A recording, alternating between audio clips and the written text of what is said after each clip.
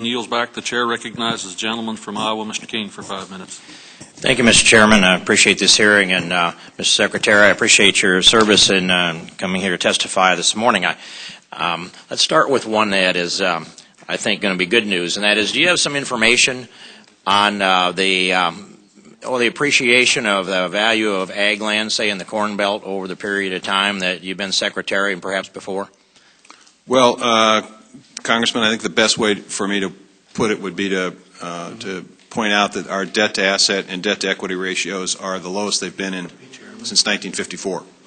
So obviously there's been appreciation of land. There's also been land acquisition, but not as it was in the 70s and 80s based on debt, but based on the capacity of people to pay cash for land. So I think we're in a very solid position at this point. Much different than it was going into the 80s. Very much We're highly leveraged. I just wanted to make that point because I think we made a lot of progress in that situation. And then in the Farm Bill that has most recently become law, there were 3 provisions I would have liked to seen in it that would have treated livestock producers a lot better. And that's the GIPSA language of Mr. Conway's, which I won't go very far into, expecting he may. The other is the COOL language, which you've spoken to, and it mentioned that we are in a current litigation situation regarding WTO agreements. Had that COOL language, just for the record, had that COOL language that was in our version of the bill, had that been gone into law, if we had made it either voluntary or repealed it, can you tell the committee where the litigation might be now?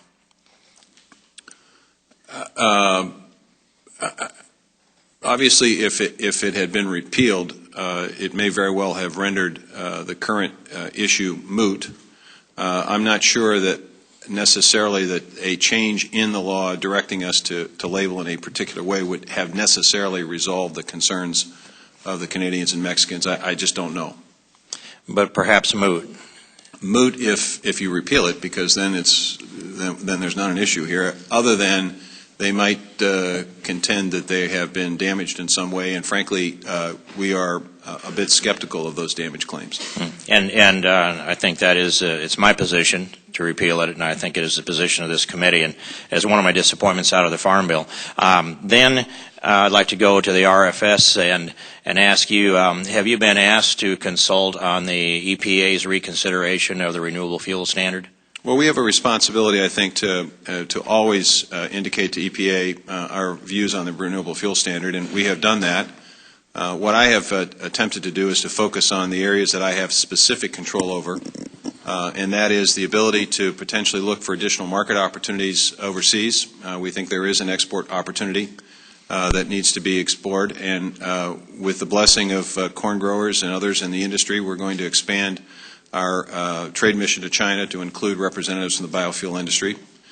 We also are continuing to look at ways in which we can use the resources we have, notwithstanding the restrictions that are in the Farm Bill on the REAP program, to see if there are ways in which we might be able to encourage more distribution of higher blends. I appreciate those extra opportunities out there, but as far as advice to EPA as you consult with them on the basis of the law on the renewable fuel standard, as you look at that language, what's your recommendation to them as they reconsider?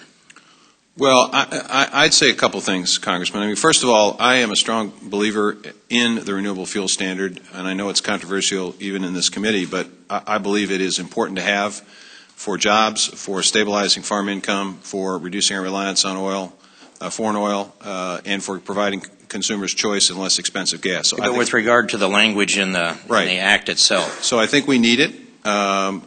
I think that the EPA has a very interesting situation where the basis of that standard was established on the belief that we would, as a country, continue to use more and more gasoline with more fuel-efficient vehicles and with a difficult economy at times. That has not been the case. But since the EPA rendered its initial projections, gasoline use has increased, and we wanted to make sure that EPA was aware of that because we think that could have an impact on what they ultimately decide. Well, let me then just borrow a little bit of our time and make my recommendation to the EPA then, and that is that they review the data with current numbers rather than 2011 numbers and go back and carefully read the law and the directive that Congress delivered on that. And I'd like to then just stop quickly at one more piece here, and that is the amendment that I had called the Protect Interstate Commerce Amendment. And you predicted that if it stayed in the bill that there would be a lot of litigation because the amendment is not well drafted. I don't find other lawyers that read that way, but I'd ask if you could briefly comment on what you think the impact will be on the egg supply, especially in California, if the people who do litigate and have started now, originating in Missouri, are not successful. Gentleman's time expired, but the witness may answer the question. Well, Congressman, I honestly, you and I obviously have a disagreement about the clarity of the provision. I think it would have led to a lot of confusion. I think, frankly, we're going to have to see what courts ultimately decide on this issue to provide clarity. It may have an impact. It could be a positive impact in some producing areas. It may have a negative impact in other producing areas. I think it's, the market ultimately is going to decide, and the market's going to decide how many eggs we consume. Let me just, if I could, Mr. Chairman, 30 seconds on the RFS. This needs to be perhaps noted in this committee's history. Congressman, you and I agree. So mark that down.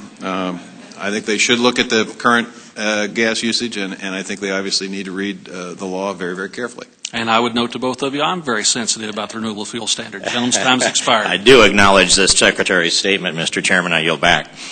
Gentleman